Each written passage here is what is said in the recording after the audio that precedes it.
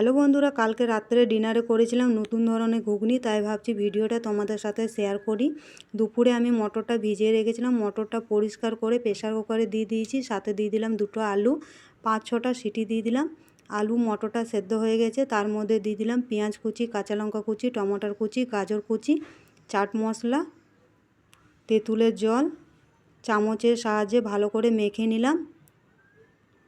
কড়াইয়ে দিয়ে দিলাম সরষের তেল, তেলটা গরম হয়ে গেছে, জিরে ফোড়ন দিয়ে দিলাম, কেটে রাখা একটা পেঁয়াজ দিয়ে কিছুক্ষণ ভেজে নিলাম। তারপর দিয়ে দিলাম আদা রসুন কাঁচা লঙ্কা পেস্ট, কিছুক্ষণ ভাজার পর দিয়ে দিলাম মশলা, জিরে গুঁড়ো, গোলমরিচ গুঁড়ো, হলুদ, কাশ্মীরি লঙ্কা গুঁড়ো।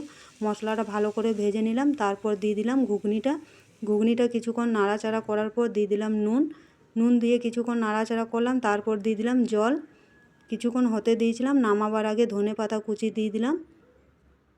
ঘুগনিটা আমার হয়ে গেছে। আর তোমাদের দাদাভাই কালকে রাত্রে নিয়ে এসেছিলো কচুরি, তো কচুরির সাথে দিয়েছিল ঘুগনি, টক দই, ধনেপাতা বাটা আর কচুরির যে চাটনিটা পাওয়া যায় সেটা, আর তারপর দিয়েছিল ঝুরি ভাজা, খুব সুন্দর লেগেছিলো খেতে। আর রাত্রে আমি ঘুগনিটার মধ্যে দিয়েছিলাম পেঁয়াজ কুচি, কাঁচা লঙ্কা কুচি, টক দই, ধনেপাতা বাটা, তারপর ঝুরি ভাজা দিয়েছিলাম রুটির সাথে। খুব সুন্দর লেগেছিলো খেতে। ঘুগনিটা আমার কেমন হয়েছে বন্ধুরা কমেন্টে জানাবে।